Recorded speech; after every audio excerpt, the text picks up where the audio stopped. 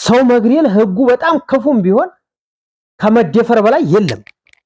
ወንድ ልጅ ተደፈረ ማለት ሞተ ማለት ነው። በቃ ወንድ ልጅ ከደፈረው እንደ ሞተ መቁጠር አለበት። በቃ ገና ከዱባይ ህግ ወጣለሁ ብሎ ወይም ዱባይ ታስሬ እኖራለሁ ብሎ ፈርቶ ክብሩን ዝቅ ሊያደርግ አንድ ወንድ ልጅ ክብሩን ዝቅ ማድረግ የለበትም። ከሞተም በላይ ሞት ነው። ራሱን ዝቅ አድርጎ ወንድነቱን ንቆ ይሄ የተደፈረ ወንድ እኮ እንኳን አይደለም በወንድ ሊጠራ በሴት ራሱ በጣም አጸያፊ ነው።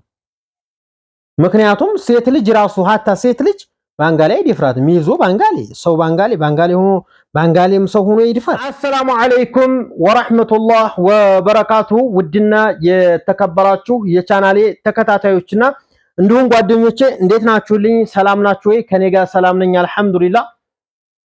ዛሬ እንግዲህ በጣም በሚያሳዝንና በሚያስገርም ቪዲዮ መጥቻላችኋለሁ። በጣም የሚያሳዝነው እንግዲህ ዱባይ ላይ ብዙዎቻችሁ ሰምታችሁት ሊሆን ይችላል። ብዙዎቻችሁ ደግሞ ቲክቶክ ላይ ብዙ የማትጠቀሙ ሰዎች ላትሰሙ ትችላላችሁ።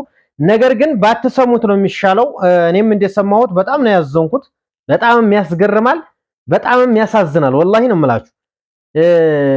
እንዴት አይነት ነገር ማለት ሀበሻ እንደው ሀበሻ የሚታወቀው በጀግንነቱ በቃ ትልቅ ጀብድ በመስራት ምናምን ነው ሀበሻ የሚታወቀውና በዱባይ የሀበሻ ወንድ እየተደፈረ ነው ተብሏል። ሰምታችኋል?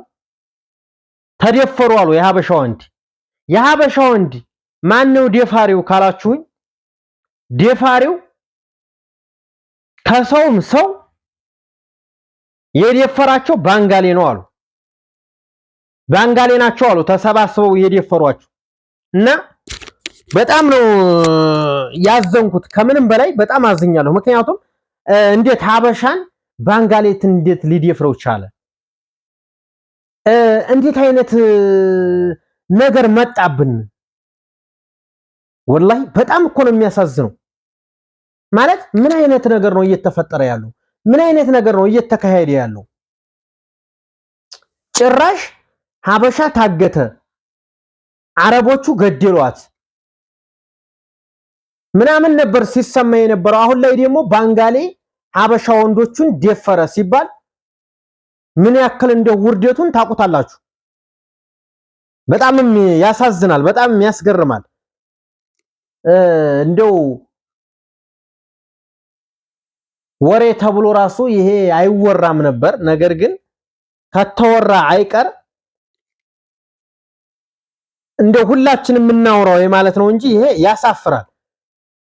ያሳፍራል። ወንድ ልጅ ሴት ልጅ ተደፈረ እንኳን ቢባል ሴት ልጅ ብዙ መከራ የሚደርስባት ብዙ ነገሮች የሚያልፍባት ሴት በጣም ሰው ሀገር ላይ ብዙ ነገር እየደረሰ ነው።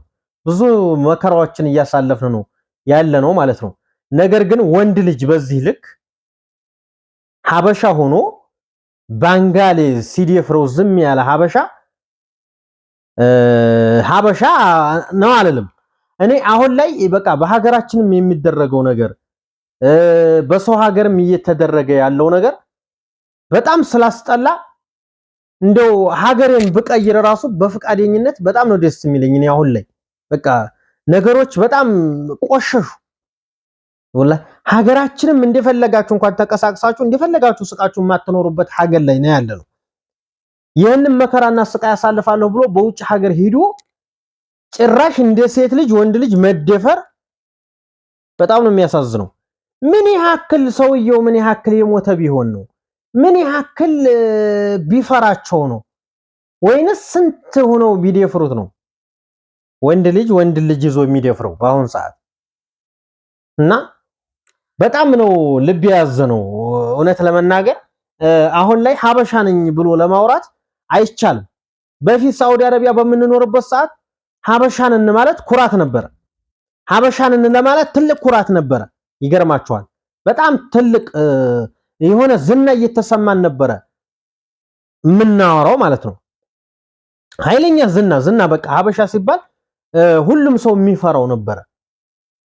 ሀበሻ ሲባል ልክ እንደ ጦስ ሲያድር ሾልኮ የሚወጣ ነበር የሚመስለው። ልክ ወታደር እንኳን ሲይዘን የሳውዲ ወታደሮች እንኳን ሲይዙን ማለት ነው 10 5 ሆኖ ነበር አንድን ሰው የሚይዙት። ሀበሻ በጣም ነበር የሚፈራው። አሁን ላይ ግን ሀበሻ በየቦታው ረከሰ። በቃ ሀበሻ እንደ ውዳቂ ነው የታየው። ማንም ሰው ሀበሻን ዝቅ አድርጎ ነው የሚያየው። በተለይ በዚህ በ4 በ5 ዓመታት ውስጥ በቃ ክብራችን ወደቅ። በቃ ክብር የለንም። በየሄድንበት ልክ እንትን ነው የምንባረረው። ውሻ እንኳን ክብር አለው። በያገኘበት የሚበላ እንኳን አውጥተው ሰጥተውት ይበላል። የምሬን ነው የምላችሁ። በእኛ ስራ ነው ይሄ ሁሉ እየሆነ ያለው። በእኛ ስራ ሀገራችን ላይ የሚደረገው ሴራ የሚደረግብን ነገር ገባችሁ?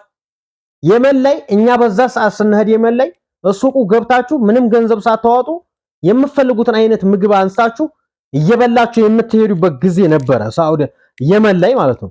አሁን ላይ ግን በእኛው በሀበሻ ምክንያት ተበላሽቶ ሀገሩ ሀበሻ ተጠልቶ ውጡልን እየተባለ እስከሚባረር ድረስ የደረሰበት ሁኔታ ላይ ነው አሁን ያለው አይደል? ግን በተለይ ብዙ ችግሮች ሲፈጠሩ የነበረው በሳዑዲ አረቢያ ነበረ። አሁን ላይ ግን ትልቅ ችግር እየተፈጠረ ያለው በዱባይ ነው። በቃ ሴቶች እያለቀሱ ያሉት በዱባይ ነው። ሴቶች እየታገቱ ያሉት በዱባይ ነው። አሁን ላይ ዱባይ ላይ ምንድነው የማይፈጠረው ነገር ብላችሁ በተጠይቁኝ ወንድና ምናምን በሴት ተጣልተው ተወጋጉ ወይም ተገዳደሉ ወይም ተመታቱ የሚባል ነገር የለም። እስካሁን ድረስ ዱባይ ላይ ትንሽ አሪፍ ነው የሚባለው ይሄ ብቻ ነው። ማለት ይሄ ነገር እየተፈጠረ አይደለም። ህጉ ትንሽ አሪፍ ነው ባይኔ ካሁን በኋላ የሚፈጠረውንም ባናቅ ማለት ነው። ግን ዱባይ ላይ ሴቶች በውስጥ ሚስጥር እየተጎዱ ነው ያሉት። ገንዘባቸውን በወንድ ነው ወንዱ ሁላ ተሸክፎ ዱባይ ገብቶ ስራ የለ ቁጭ ብሎ የሴት ገንዘብ እየበላ ሴቶች እያለቀሱ ነው ያሉት። አሁን ላይ ጭራሽ ይባስ ብሎ ወንድ ልጅ ተደፈረ ተብሎ ተወራ። ይሄ የተወራው ነገር ወንድ ልጅ የመደፈሩ ትክክለኛ ነው። ወንድ ልጅ ተደፍሯል። ደፋሪው ማን ነው? ባንጋሌ ነው። ባንጋሌ እንዴት ሀበሻን ይደፍረዋል እንዴ? ማለት መምታት እንኳን ቢያቅተው 10 ህጉ ሰውን ተማቱ የማያስብል ህግ ቢሆን በጣም የሚያስፈራ ህግ ቢሆን ሰው መግደል ህጉ በጣም ክፉም ቢሆን ከመደፈር በላይ የለም። ወንድ ልጅ ተደፈረ ማለት ሞተ ማለት ነው። በቃ ወንድ ልጅ ከደፈረው እንደ ሞተ መቁጠር አለበት። በቃ ገና ከዱባይ ህግ ወጣለሁ ብሎ ወይም ዱባይ ታስሬ እኖራለሁ ብሎ ፈርቶ ክብሩን ዝቅ ሊያደርግ አንድ ወንድ ልጅ ክብሩን ዝቅ ማድረግ የለበትም። ከሞተም በላይ ሞት ነው ይሄ። ገብቷችኋል? ሞትስ አንዴ ሞት ነው። ይሄ ግን ተደፍሮ ያውን በባንጋሊ ራሱን ዝቅ አድርጎ ወንድነቱን ንቆ ይሄ የተደፈረ ወንድ እኮ እንኳን አይደለም በወንድ ሊጠራ በሴት ራሱ በጣም አጸያፊ ነው። ምክንያቱም ሴት ልጅ ራሱ ሀታ ሴት ልጅ ባንጋሊ አይደፍራትም። ይዞ ባንጋሊ ሆኖ ባንጋሊም ሰው ሆኖ ይድፈር። በነገራችን ላይ ሀበሻ በየሄደበት ተንቋል። አሁን ላይ አያስፈልግም። በቃ ከጥቅም ውጭ ሆነናል። ውዳቂ ሆነናል። ማንም ሰው የሚንቀን ሆነናል። ስለዚህ በያለንበት ራሳችንን ጠብቀን እስካለን ድረስ ራሳችንን አስከብረን ብንኖር ጥሩ ነው። በእርግጥ ሀገራችንም ላይ አሁን ላይ ራሳችንን ማስከበር እንኳን እንችልም። ሁሉም መቼ እንደሚሞት እንኳን አያውቀውም። ብቻ እሱ ብቻ ነው የሚያውቀው። እና በውጭ ሀገር የምትኖሩ እህት ወንድሞቼ ራሳችሁን ጠብቁ። ሰላማችሁ ይብዛልኝ። ወዳችኋለሁ። መልካም ጊዜ